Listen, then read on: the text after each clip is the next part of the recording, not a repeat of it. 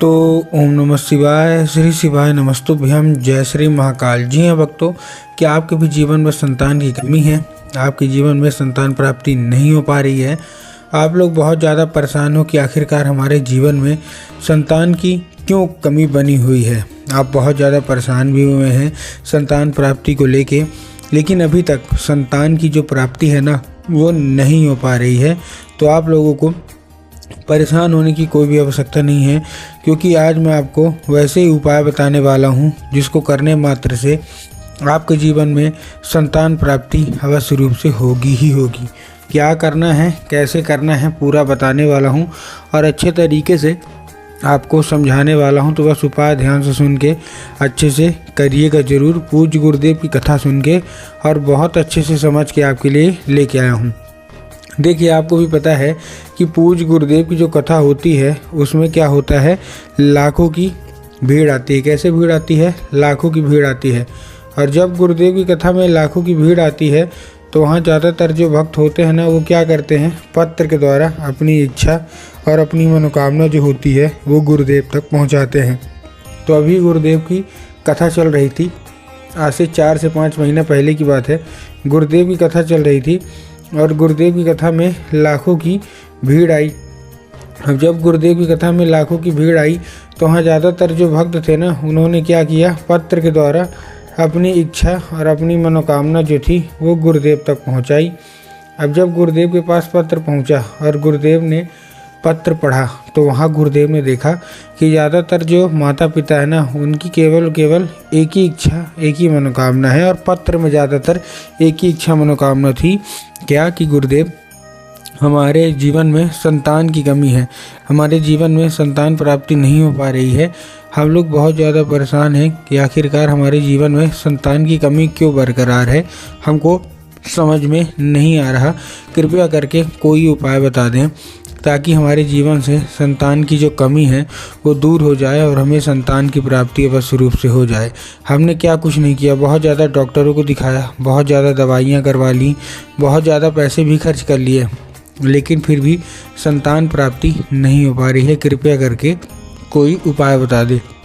अब जब गुरुदेव ने ये देखा तब गुरुदेव ने 2 से 3 उपाय बताए और कहा, केवल और केवल ये उपाय कर लेना, तुम्हारी जो भी दिक्कत है, जो भी समस्या है, और अगर संतान प्राप्ति नहीं हो पा रही ना, अवश्य रूप से संतान की जो प्राप्ति है वो होगी ही होगी।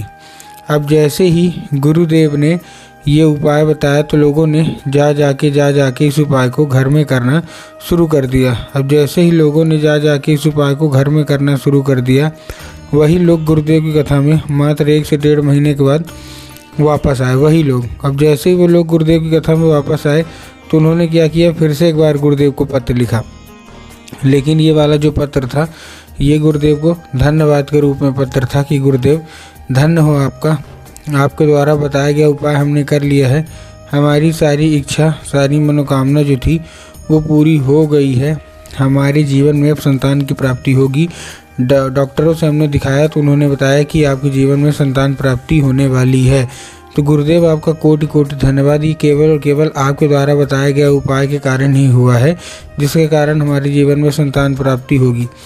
तो देखिए, जो लोग भी मेरी आवाज़ सुन रहे हैं ना, अगर आपको भी जानना है कि आखिर ऐसा कौन सा उपाय है जिसको करने मात्र से इच्छा मनोकामना पूरी हो जाती है और संतान प्राप्ति मात्र 1 से 1.5 महीने के अंदर हो जाती है, तो चलिए हम बताते हैं आपको आज की इस वीडियो के माध्यम से कि आपको करना क्या है। तो बस उपाय ध्यान से सुन के अच्छे से करिएगा ज़रूर। लेकिन उसके पहले चैनल पे अगर पहली बार आए हैं और आवाज़ मेरी पहली बार सुन रहे हैं तो वीडियो कर दें लाइक और चैनल को भी कर लें सब्सक्राइब, ताकि पूजनीय पंडित प्रदीप जी मिश्रा के रोज़ नए नए उपाय सबसे पहले मैं आपको प्राप्त करा सकूं। ठीक, तो देखिए, जो हमारा सबसे पहला उपाय है, इस उपाय में आपको करना क्या है, इस उपाय में आपको एक नारियल लेनी है।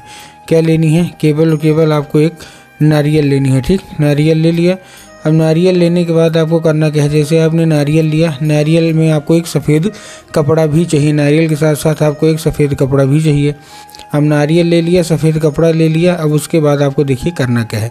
अब देखिए, सबसे पहले तो नारियल में कंफ्यूज होते हैं कि नारियल कौन सी लेनी है, मतलब कच्ची नारियल लें कि पक्की नारियल लें। तब गुरुदेव ने साफ साफ बताया है कि आपको पक्की नारियल लेना है। ठीक, तो पक्की नारियल ले लिया। अब पक्की नारियल लेने के बाद आपको और क्या करना है, जैसे ही आपने पकी नारियल लिया, पकी नारियल लेने के बाद आपको उसमें और क्या चाहिए, आपको एक सफ़ेद कपड़ा चाहिए। अब जो पहली बात तो जो नारियल उसमें थोड़ा सा आप लाल चंदन लगा दीजिए। ठीक, लाल चंदन लगाने के बाद आपको और क्या करना है, लाल चंदन लगाने के बाद आपको चुपचाप आपको उसमें जो सफ़ेद जो कपड़ा है ना, आपको उसमें केवल और केवल उसमें बांध देना है। अब बांधने के बाद आपको उसको करना क्या है, उसको लेके जितनी भी महिलाएं हैं पहुंच जाइए सीधा सीधा शिव मंदिर। अब जैसे ही शिव मंदिर आप पहुंचेंगी, शिव मंदिर पहुंचने के बाद आपको करना क्या है, जैसे शिव मंदिर पहुंचेंगी आपको दक्षिण दिशा में खड़े होना है और उत्तर की ओर अपना चेहरा कर लेना है। अब देखिए दक्षिण और उत्तर में ना बहुत सारे लोग कंफ्यूज होते हैं कि दक्षिण क्या है उत्तर क्या है, हमको थोड़ा साफ साफ बताओ। तब गुरुदेव ने साफ साफ बताया है कि आप जिस भी शिव मंदिर जा रहे हैं ना, उस शिव मंदिर का जिधर साइड जलाधारी होगा आपको अपना चेहरा उधर साइड करके खड़े हो जाना है। ठीक, खड़े हो गए। अब खड़े होने के बाद आपको क्या करना है, एक नाम लिखिए। कौन सा? महादेव का बहुत ही सुंदर सा नाम है, श्रम्भेश्वर महादेव। तो आपको बस करना क्या है, श्रम्भेश्वर महादेव का नाम लेके और उन्हीं का स्मरण करके आपको चुपचाप क्या कर देना है, अर्पित कर देना है बस। पूज्य गुरुदेव कहते हैं कि अगर आपने ऐसा कर लिया फिर आप देखिए अवश्य रूप से सारी इच्छा, सारी मनोकामना कैसे आपकी पूरी होती ही होती है। ठीक, ये तो था हमारा कौन सा पहला उपाय। अब हम चलते हैं अपने दूसरे उपाय की ओर। अब देखिए जो हमारा दूसरा उपाय है, इस उपाय में आपको करना क्या है, जो हमारा दूसरा उपाय है इस उपाय में आपको सिंपल सा लेना क्या है, केवल और केवल आपको सफ़ेद आंकड़े की जड़ लेना है। ठीक, क्या लेना है, सफ़ेद आंकड़े की जड़। अब देखिए जब आप सफ़ेद आंकड़े की जड़ लेंगे तब आपको ध्यान रखना है कि जो जड़ है वो सफ़ेद मतलब फूल नहीं होना चाहिए, केवल आपको सफ़ेद आंकड़ी की जो है ना वो जड़ ही लेना है। ठीक, जड़ ले लिया। अब आपको एक लाल धागा चाहिए, जो हम लोग कलावा हाथ में बांधते हैं ना, बस वैसा ही एक लाल धागा चाहिए। और लाल धागा लेने के बाद आपको क्या करना है, आपको उसको सफ़ेद आंकड़ी की जो जड़ है वो बांधना है। बांधने के बाद आपको और क्या करना है, बांधने के बाद आपको जितनी भी महिलाएं हैं लेके पहुँची सीधा सीधा शिव मंदिर। आपके दिमाग में आया होगा कि जाएंगे बाबा भोलेनाथ के ऊपर अर्पित कर देंगे, जो कि गलत है। आपको बाबा भोलेनाथ के ऊपर अर्पित नहीं करना, आपको कहाँ अर्पित करना है, माता अशोक सुंदरी के ऊपर। अब देखिए जिसको नहीं पता कि माता अशोक सुंदरी की जगह होती कहाँ है, उसको गुरुदेव ने बताया है कि जो जलाधारी है, जलाधारी के बिल्कुल बीचों बीच माता अशोक सुंदरी की जगह होती है। तो बस आपको करना क्या है, माता अशोक सुंदरी की जगह पे आपको चुपचाप से क्या कर देना है, अर्पित कर देना है बस। पूज्य गुरुदेव कहते हैं अर्पित करने के बाद उसको आप औषधि के रूप में मांगिए। जैसे वो औषधि के रूप लेगा आपको करना क्या है, उसको 5 मिनट तक आप खड़े रहिए और फिर उस धागे को अपने कमर पे बांध लीजिए। पूज्य गुरुदेव कहते हैं 1 से 1.5 महीना ऐसा कर लीजिए, फिर आप देखिए माता अशोक सुंदरी कमाल अवश्य रूप से संतान प्राप्ति होगी ही होगी।